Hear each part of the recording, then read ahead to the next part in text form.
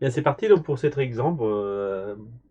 Ici, où nous allons démontrer qu'une suite est bornée en raisonnant de manière différente que tout à l'heure, à savoir là, je vais proposer un raisonnement par récurrence. Alors là, c'est pas indiqué, hein, mais comment y penser? Alors, si on observe cette suite ici qui est là-haut, donc un plus 1 est défini par, qui est égal à un plus 1 sur un plus 1. Donc la suite, elle est définie par récurrence. Autrement dit, un terme dépend du terme précédent.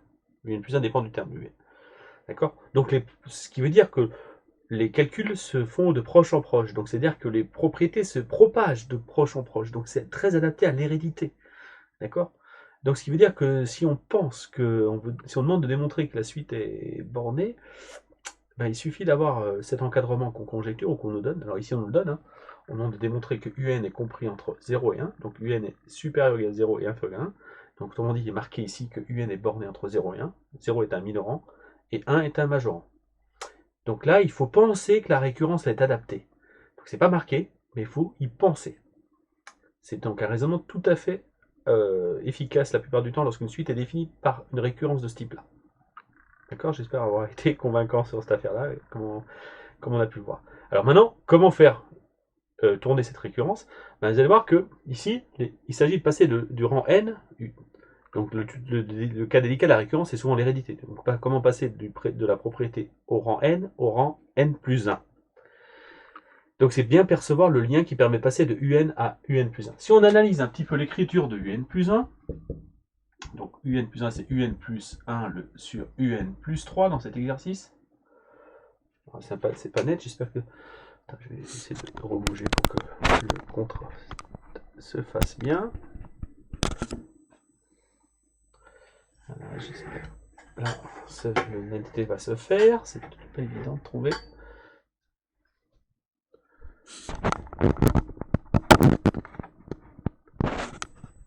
Alors pourquoi ça ne veut pas me faire la mise au point là? Alors une seconde, j'arrête 2 secondes. Donc la mise au point étant réglée, donc on peut reprendre. Donc si on analyse l'écriture de cette suite définie par récurrence, un plus 1 dépend de un. S'il y a une dépendance, c'est qu'il y a une fonction qui génère la relation de récurrence. D'accord? Donc cette fonction qui génère la relation de récurrence, ben, il suffit de se dire que un plus 1 est de la forme f de un, où quelle est la fonction f?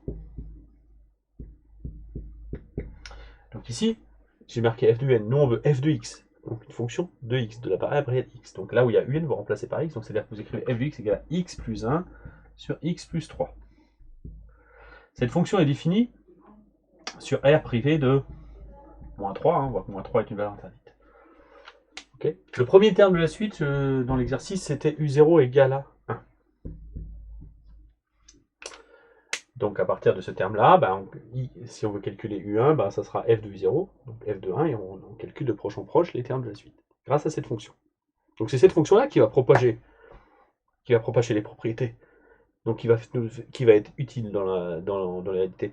Donc le préliminaire à engager le raisonnement par récurrence, c'est de se dire quelle propriété je vais utiliser pour la fonction f. Notamment lorsqu'on manipule des inégalités. Ben, on va appliquer la fonction f à des inégalités. On a vu dans le cours que quelle propriété suffirait d'avoir la fonction f? Ben, il suffit que la fonction f ait des variations croissantes, c'est-à-dire qu'elle soit croissante, car on rappelle qu'une fonction croissante conserve l'ordre des inégalités. Donc, quand on a vu ça, on prend l'initiative d'étudier les variations de la fonction f. D'accord? Donc ici, j'engage, donc je notons Pn, la propriété que je cherche à démontrer, donc la propriété qui est ici notre encadrement, un compris entre 0 et 1. Voilà, notons Pn cette propriété. Donc l'initialisation triviale, elle est très simple étant donné qu'U0 est donné dans l'énoncé qui est 1. Donc ici, on a bien du coup U0 qui est compris entre 0 et 1, parce que c'est 1, donc c'est supérieur ou égal à 0 et inférieur ou égal à 1, donc l'encadrement est vrai. Donc P0 est vrai. D'accord? Donc pour l'hérédité, donc je considère un entier n pour lequel je suppose que la propriété est vraie, donc soit n, un entier, ici, naturel, ici, supérieur ou égal à 0, donc ici, quelconque, tel que Pn est vrai.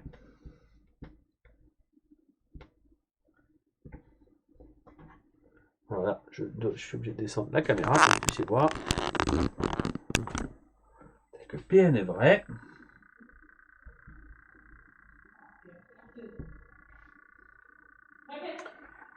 Et donc, c'est-à-dire, on va préciser ce que ça veut dire, c'est-à-dire que UN compris entre 0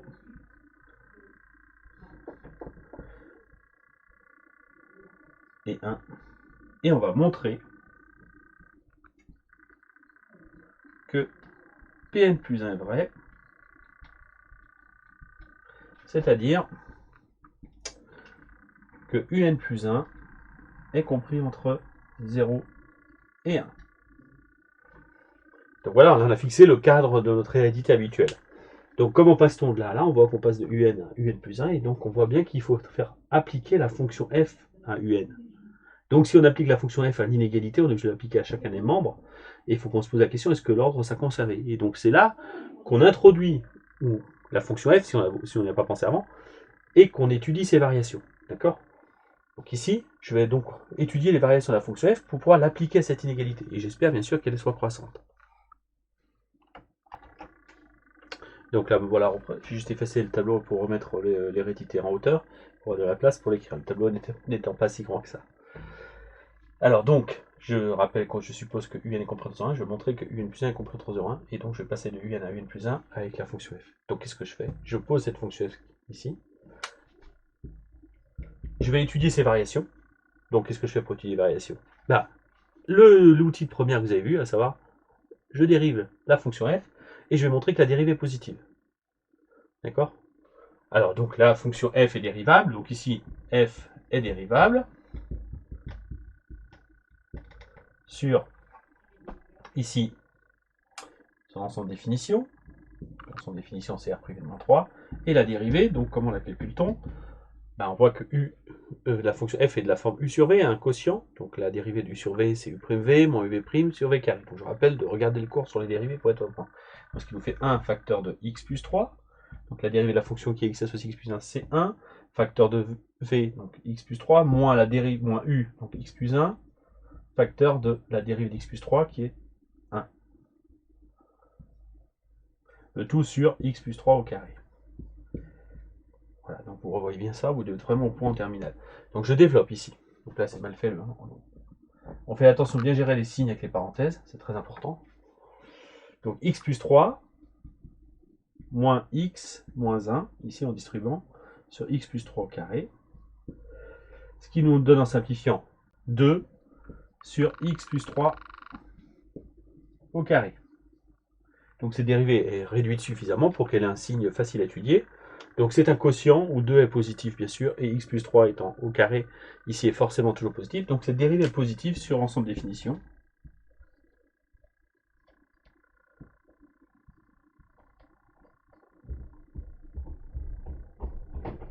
Donc l'ensemble de définition c'est moins l'infini, moins 3 union, moins 3 plus l'infini. Parce que c'est R privé moins 3. Donc la fonction f va être croissante sur chacun des intervalles. Pas sur la réunion, hein, sur chacun des intervalles séparément. D'accord? Alors moi j'ai besoin de savoir quelle est croissante sur quel intervalle. Cette fonction f ici.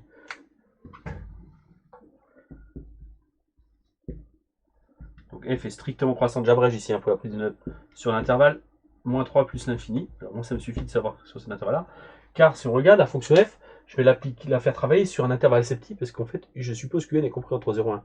Donc cette partie-là ne m'intéresse pas, cette partie-là. C'est cette partie-là. 0 et 1 entre ici et là. D'accord? Donc par hypothèse de récurrence, j'ai un qui est compris entre 0 et 1. Comme la fonction f est croissante, elle va conserver l'ordre. Donc c'est-à-dire f de 0 va être inférieur ou égal à f de un, qui va être inférieur ou égal à f de 1. Donc l'ordre est conservé, on insiste bien, ça c'est les variations de la fonction. Et donc j'ai plus qu'à calculer f de 0. Donc f de 0, je calcule l'image de 0, ça fait 1 tiers. Donc ça nous fait 1 tiers inférieur ou égal à f de n. Mais f de n c'est quoi? C'est justement un plus 1, c'est pour ça que c'est judicieux. Ici c'est un plus 1 qui est inférieur ou égal à f de 1. Et f de 1 je le calcule, ça fait 1 plus 1 sur 1 plus 3. Donc ça nous fait 2 quarts. Et 2 quarts c'est 1 demi. Alors, a-t-on réussi à obtenir l'objectif de notre récurrence, de savoir notre hérédité? On se dit, ah ben, là, on regarde, on a un un plus 1 qui est supérieur ou égal à 1 tiers, et on veut montrer qu'il est supérieur ou égal à 0. Mais c'est gagné parce que, bien sûr, qui peut le plus peut le moins. Hein. Si vous avez un plus 1 qui est plus grand que 1 tiers, ben, comme 1 tiers lui-même est plus grand que 0, un plus 1 est plus grand que 0. Et de la même manière, un plus 1 est inférieur ou égal à 1 demi, mais vous avez de la chance, 1 demi est inférieur à 1.